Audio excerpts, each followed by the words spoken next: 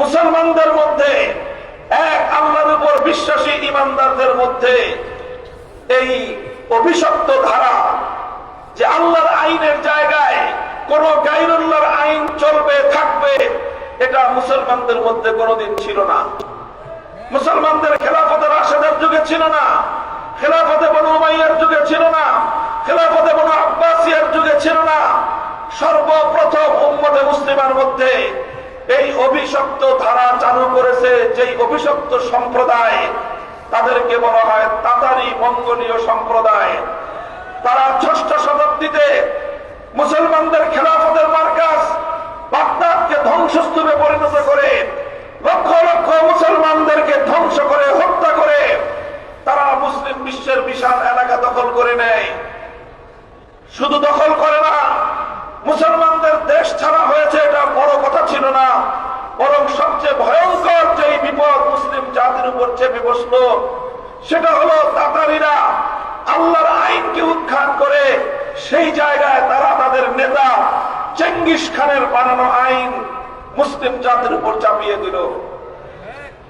এই তাতারিরা যখন মুসলিম জাতির উপর তাদের নেতা চেঙ্গিস খানের বানানো আইন, মানুষের বানানো আইনকে আল্লাহর আইন উৎখাত করে সেখানে মানুষের বানানো আইন তারা বাস্তবায়ন করলো, মুসলিম জাতি, মুসলমানদের নেতৃবর্গ, উলামায়ে কেরাম এক মুহূর্তের জন্য সেটা বরদাস্ত করে নেন নাই।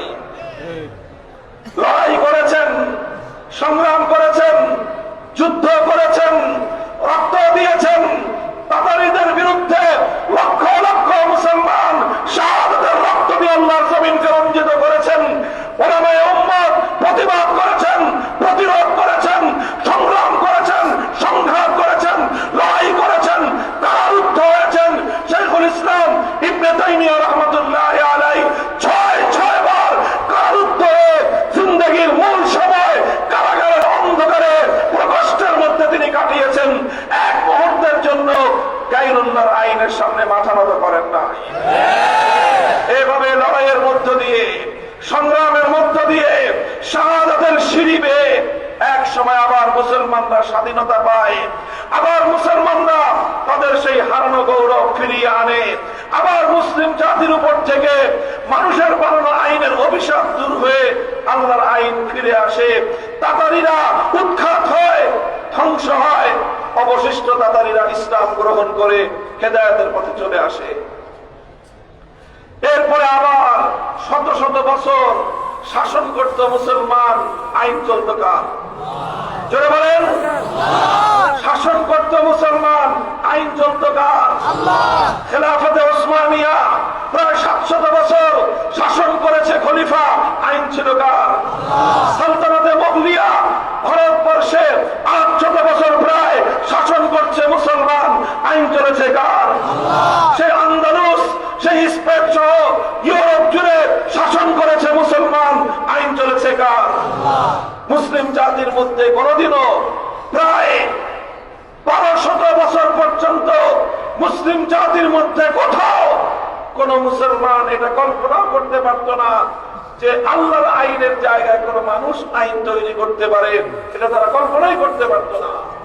মানুষ এত বড় গাদ্দার আর বিশ্বাসঘাতক হতে পারে, মুসলমানদের এই কথা জানা ছিল না যে আল্লাহর মাখলুক হয়ে, আল্লাহর সৃষ্টি হয়ে, আল্লাহর জমিনে থেকে, আল্লাহর আসমানের নিচে বসবাস করে সেই আল্লাহর আইনকে উৎখাত করে মানুষ নিজেরা আইন জারি করবে, এই রকম গাদ্দারি মানুষ করতে পারে, এটা মুসলমানদের জানা ছিল না।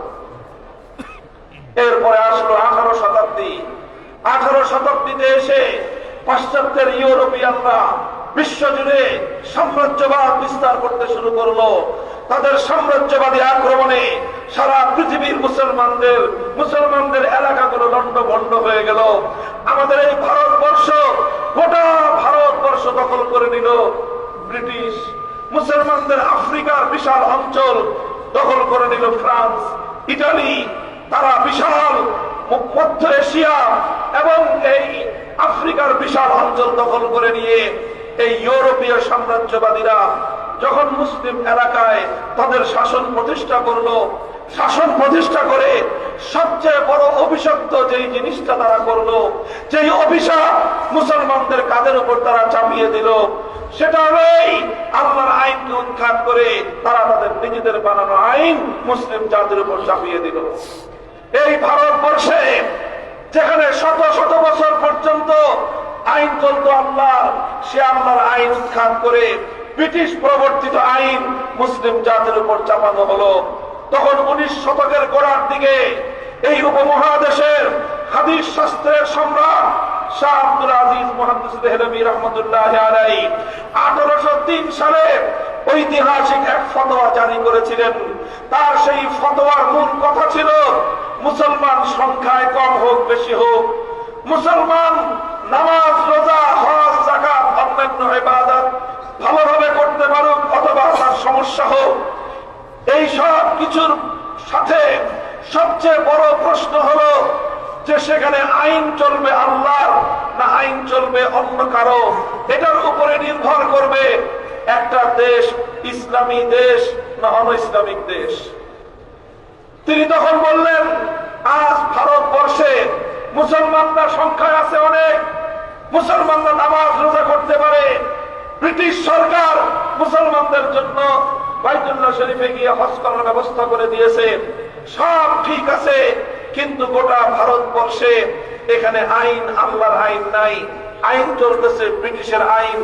সুতরাং আইন যেহেতু ব্রিটিশের, আইন যেহেতু আল্লাহর নয়, সুতরাং এই দেশটা এখন আর দারুল ইসলাম নয়, এই দেশটা এখন আর ইসলামী দেশ নয়, বরং এই দেশটা এখন দারুল হারব অর্থাৎ শত্রু কবলিত দেশ হয়ে গিয়েছে।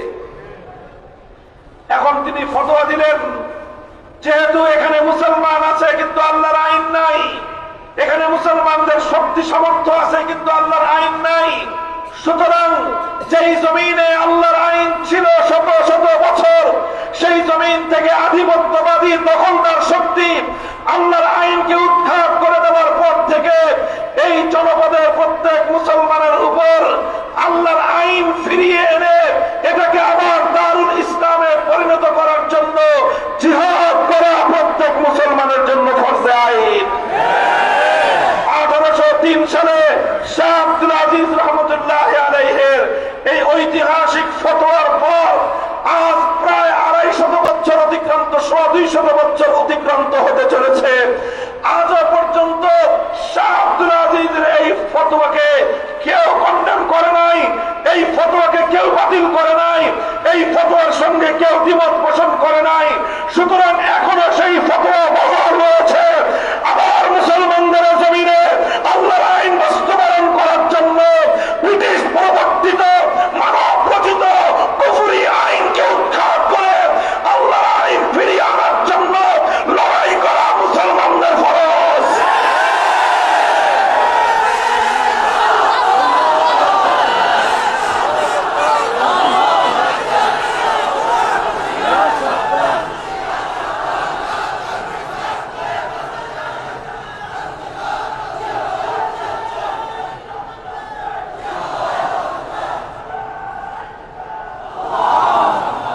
মুহতারাম হাজিরিন, ইতিহাসের কথা বললাম, ফতোয়ার কথা বললাম।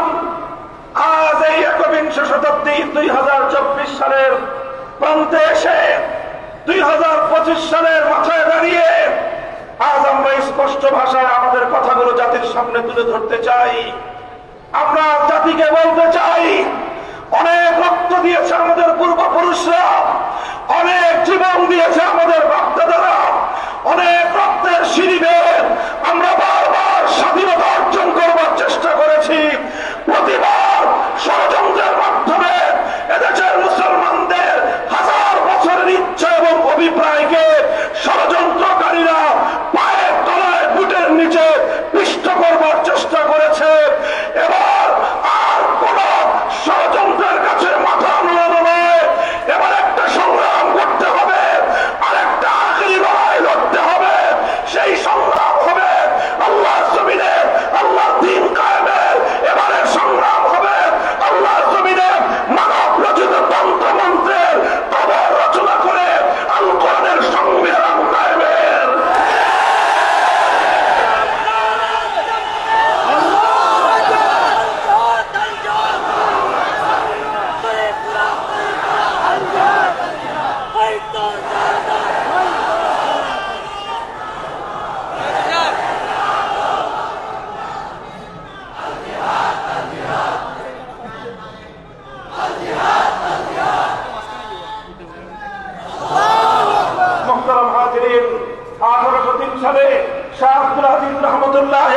আইনের এই ঐতিহাসিক ফতোয়ার পরে মুসলমানরা আবার ব্রিটিশের আইনকে উৎখাত করে, কুফরি মতবাদ উৎখাত করে আল্লাহর আইন ফিরিয়ে আনবার জন্য বারবার তারা জিহাদের ময়দানে গিয়েছেন, বারবার তারা রক্ত দিয়েছেন, শাহাদাত বরণ করেছেন। 1831 সালে পালাকোটের রণাঙ্গনে শহীদ হয়েছেন সৈয়দ আহমদ শহীদ রহমতুল্লাহ আলাইহি। 1857 সালে জিহাদের ডাক দিয়েছেন হাজী ইমদাদুল্লাহ মুহাজির মক্কি রহমতুল্লাহ আলাইহি।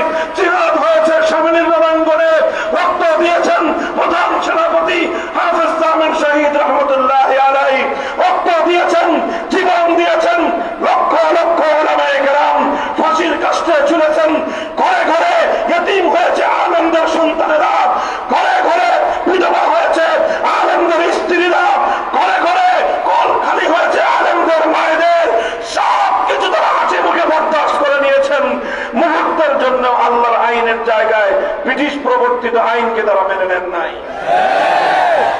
1866 সালে দারুল উলুম দেওবন্দ প্রতিষ্ঠিত হয়েছে। দারুল উলুম দেওবন্দ থেকে সোনালী সন্তান জন্ম নিয়েছে শাইখুল হিন্দ মাহমুদ হাসান দেওবন্দি রহমতুল্লাহ আলাইহি। আবার শুরু হয়েছে আন্দোলন, আবার শুরু হয়েছে সংগ্রাম, হয়েছে তাহরিকে রেশমি রুমাল, হয়েছে তাহরিকে খেলাফত। আন্দোলনের মধ্য দিয়ে শেষ পর্যন্ত দারুল উলুম দেওবন্দ প্রতিষ্ঠার 80 বছরের মাথায় 1866 থেকে 1947 সাল 80 বছরের মাথায় ব্রিটিশরা এদেশ ছেড়ে যেতে বাধ্য হয়েছে। ব্রিটিশরা যখন এদেশ ছেড়ে চলে গেল, তখন এই দেশে প্রধান দুই জাতির বসবাস, হিন্দু এবং মুসলমান। প্রশ্ন ছিল এই দেশটা কিভাবে চলবে।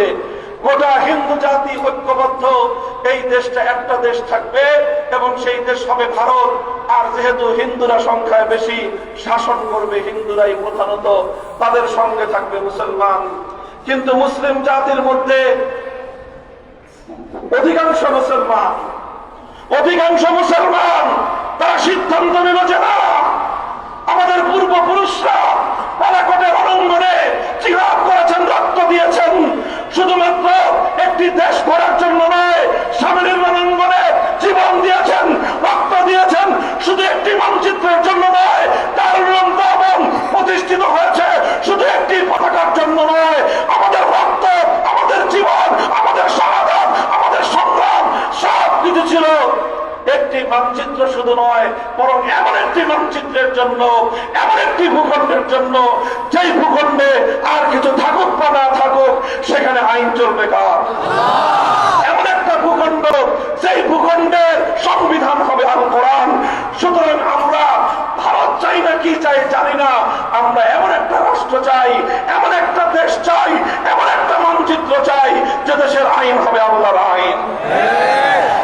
গোটা ভারতবর্ষের মুসলমান ঐক্যবদ্ধ হলো, এক হয়ে গোটা ভারত জুড়ে আন্দোলন হলো, সংগ্রাম হলো, ফুটন্ত ভয়ের মতো ফুটলো মুসলমানরা, অকাতরে জীবন দিল মুসলমানরা। শেষ পর্যন্ত সিদ্ধান্ত হলো মুসলমানরা আলাদা ভূখণ্ড পাবে। আলহামদুলিল্লাহ বলেন। সিদ্ধান্ত হলো মুসলমানরা আলাদা ভূখণ্ড পাবে। এমন একটা ভূখণ্ড মুসলমানরা পাবে যেখানে ব্রিটিশের আইন চলবে না, যেখানে কুফরি সংবিধান চলবে না। মুসলমানরা এমন একটা ভূখণ্ড পাবে যেই ভূখণ্ডে মুসলমানরা শরীয়তে ইসলামিয়া নাফেজ করবে, যেই দেশের সংবিধান হবে আল কোরআন, আইন চলবে একমাত্র আল্লাহ। 1947 সালে সেই ভূখণ্ড মুসলমানরা পেল। আর এই ভূখণ্ডের জন্য মুসলমানদেরকে অনেক মূল্য দিতে হয়েছে, অনেক মূল্য, অকল্পনীয় মূল্য। লক্ষ লক্ষ মুসলমান, গোটা ভারতবর্ষের অনেক মুসলমান বাপ দাদার ভিটে মাটি, কোটি কোটি টাকার সম্পদ ছেড়ে দিয়েছে, নিজের বাড়ি ছেড়েছে, ঘর ছেড়েছে, ছেড়ে অজানার পথে বাড়ি দিয়েছে, হিজরত করেছে, কোটিপতি ইসলামের জন্য পথের ভিখারিতে পরিণত হয়েছে। আসতে গিয়ে অনেকের ভাই শহীদ হয়েছে, রাস্তা পথে অনেকে সন্তান হারিয়েছে, অনেকের বাবা মা হারিয়েছে, অনেক ভাই তার বোন থেকে বিচ্ছিন্ন হয়েছে, অনেক বোন স্বামী থেকে বিচ্ছিন্ন হয়েছে, অনেক স্বামী স্ত্রী থেকে বিচ্ছিন্ন হয়েছে। মুসলমানরা সব ছেড়েছে, বাড়ি ছেড়েছে, ঘর ছেড়েছে, সম্পদ ছেড়েছে, আপনজন ছেড়েছে, শুধু শুধু একটা সামান্য তামান্না নিয়ে, একটা আকাঙ্ক্ষা নিয়ে একটা দেশ পাবো যে দেশে আইন চলবে। দোস্ত, বড় রক্তক্ষরণ হৃদয়ে ইতিহাস পড়লে, সেই সকল মুসলমানদের কথা মনে করলে আজও কোন মুসলমানের চোখে ঘুম আসার কথা নয়। সেই ইমানদারদের কথা চিন্তা করলে, যারা হাজার হাজার মাইল পথ পাড়ি দিয়েছিল আর কোন স্বার্থে নয়, শুধু একটা স্বপ্ন নিয়ে, শুধু একটা স্বপ্ন। সেই স্বপ্নটা ছিল এমন একটা দেশ হবে যে দেশের সংবিধান হবে আল কোরআন। 1947 সালে সেই দেশ হলো। আর এই কোরআনের দেশ গড়ার জন্য, ইসলামী হুকুমত কায়েমের জন্য ভারতবর্ষে অনেকেই রক্ত দিয়েছে। রক্ত দিয়েছে পাঞ্জাবের মুসলমানেরা, রক্ত দিয়েছে সীমান্ত প্রদেশের মুসলমানেরা, বেলুচিস্তানের মুসলমানেরা, লাহোর থেকে করাচি পর্যন্ত অসংখ্য অগণিত মানুষকে জীবন দিতে হয়েছে, রক্ত দিতে হয়েছে। তবে আশ্চর্যের কথা, এই বাংলাদেশের মুসলমানদের অজানা ইতিহাস, তোমাদের হৃদয়ে রক্তক্ষরিত ইতিহাস, ইসলামী রাষ্ট্র বাস্তবায়নের জন্য, আল কোরআনের সমাজ করবার জন্য গোটা ভারতবর্ষে যত মানুষ জীবন দিয়েছে, যত মানুষ স্যাক্রিফাইস করেছে, যত মানুষ আত্মত্যাগ স্বীকার করেছে, এর মধ্যে প্রথম নাম যাদের আসবে, সবচেয়ে বেশি রক্ত যারা দিয়েছে, সেই জাতির নাম বাংলাদেশের মুসলমান। এই বাংলাদেশের সেই মুসলমান যারা রক্ত দিয়ে ইসলামী রাষ্ট্র করতে চেয়েছিল, যারা ইসলামী রাষ্ট্রের জন্য জীবন দিয়েছিল, তারা তো আসমান থেকে নেমে আসে নাই। কেউ তোমার দাদা, কেউ তোমার বাবা, কেউ আমার দাদা, আমাদের পূর্বপুরুষরাই এই মাটিতে ইসলামী রাষ্ট্র প্রতিষ্ঠার জন্য সবচেয়ে বেশি ত্যাগ করেছিল। এই আমাদের পূর্বপুরুষ তিতুমির রহমতুল্লাহ আলাইহি পাশ দিয়ে কেল্লা করে ইংরেজদের বিরুদ্ধে রুখে দাঁড়িয়েছিলেন। এই আমাদের মাটির সোনালী পুরুষ হাজী শরীয়তুল্লাহ ফরায়েজি আন্দোলন করেছিলেন এ জাতির মধ্যে আল্লাহর ফরজ বিধান বাস্তবায়নের জন্য। অনেক অনেক মূল্য দিয়েছি আমরা, মূল্য দিয়েছে মাটির মানুষ, মূল্য দিয়েছে আমার তোমার পূর্বপুরুষরা। এই রক্ত দিয়ে, জীবন দিয়ে, মূল্য দিয়ে আমরা একটা মানচিত্র নিলাম। এই মানচিত্র নেওয়ার সময় বাড়ির কাছের কলকাতা, কলকাতাকে লাথি মারলাম। আমাদের বাড়ির পাশের দেশের বাংলাদেশের চতুর্পার্শ্বে ঘেরা ভারত, এই ভারতকে আমরা বৃদ্ধাঙ্গুলি দেখালাম। দিল্লিকে 14 তালাক দিলাম। দিল্লিকে 14 তালাক দিয়ে, ভারতকে ছেড়ে, কলকাতাকে ছেড়ে, আমাদের বাংলাদেশ থেকে 2000 মাইলের দূরত্বে পশ্চিম পাকিস্তানি খান পাঠানদের সঙ্গে আমরা হাতে হাত রাখলাম, ঐক্যবদ্ধ হলাম। পশ্চিম পাকিস্তানি খান পাঠানদের প্রতি আমাদের আলাদা কোনো হালকা প্রীত ছিল না, তাদের প্রতি আলাদা কোনো ভালোবাসা, ভালো লাগা ছিল না। আমাদের ভালোবাসা, আমাদের প্রেম, আমাদের ভালোবাসা শুধু ছিল আল্লাহর কোরআনের প্রতি। আমাদের ভালোবাসা, হৃদয়ের আর্দ্র আকাঙ্ক্ষা ছিল একটাই, এমন একটা দেশ পাবো যে দেশে আইন চলবে কার। হ্যাঁ, বাংলাদেশের মুসলমান, এগুলো তোমাদের ইতিহাস, এগুলো আমাদের ইতিহাস, তোমার দাদার ইতিহাস, তোমার বাবার ইতিহাস। এই ইতিহাস আজ তোমাকে ভুলিয়ে দেওয়া হয়েছে। আজ তোমাকে কেউ বিএনপির নামে, কেউ আওয়ামী লীগের নামে, নানা নামে তোমাদেরকে ভাগ করে নিয়ে গিয়েছে। আর তোমাদেরকে তোমাদের পূর্বপুরুষদের ইতিহাস ভুলিয়ে দিয়েছে। তোমাদেরকে কেউ সমাজতন্ত্রের কর্মী বানিয়েছে, কেউ তোমাদেরকে গণতন্ত্রের কর্মী বানিয়েছে।